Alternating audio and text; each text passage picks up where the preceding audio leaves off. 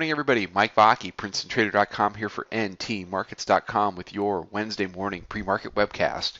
Okay, daily chart of the ES, and what we saw yesterday is, a continuation of what we were talking about. The Ukraine situation, at least from the market's perspective, has diffused or resolved itself, and we saw between the RTH close and the RTH open, we saw a 19 handle gap.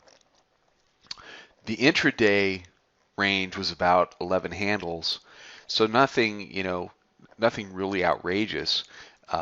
It's one of those days that forces you to try to chase, and that's the last thing that you should be doing. So what are we looking at going into today? Well, there's been no give back overnight, really, nothing significant. We're trading 70 half, Globex low, 67.75. So, it's been a very muted overnight trade.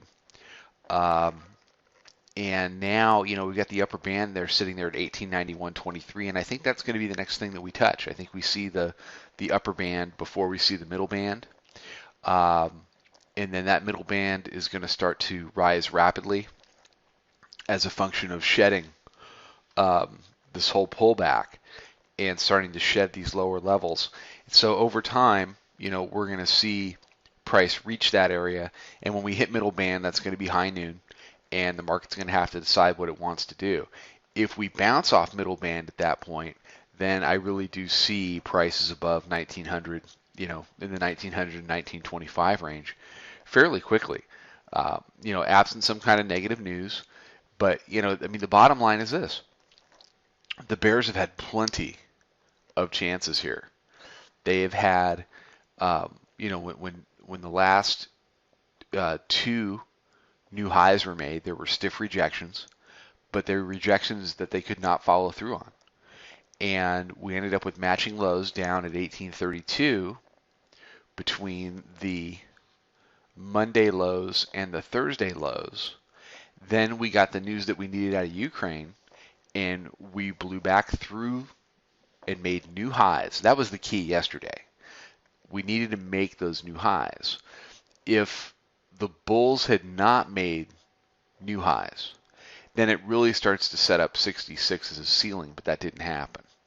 And what we're seeing now is what we didn't see with the last two new highs, is that the 66 area, the old highs, is becoming support.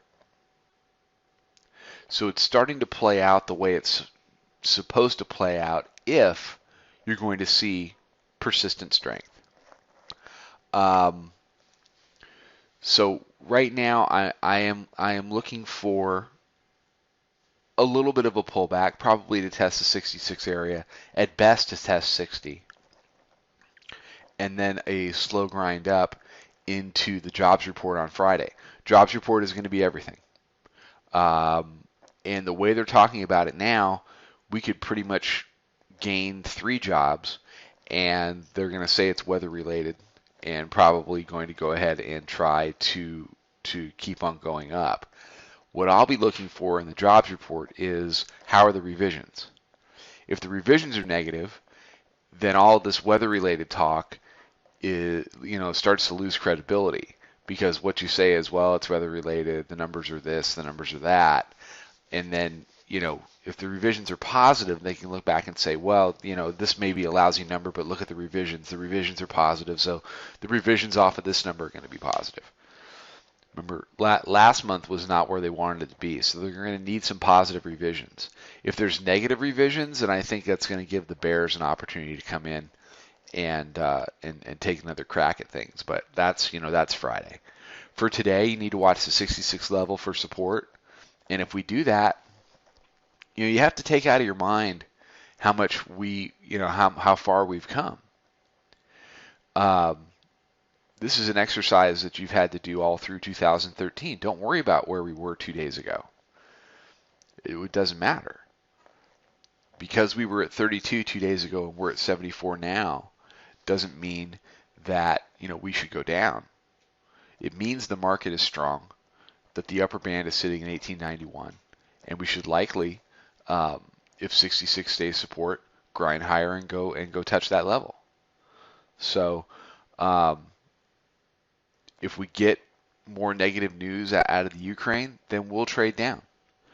But you have to assess that news for what it is. Yesterday they tried to knock it down because the Russians test fired an ICBM.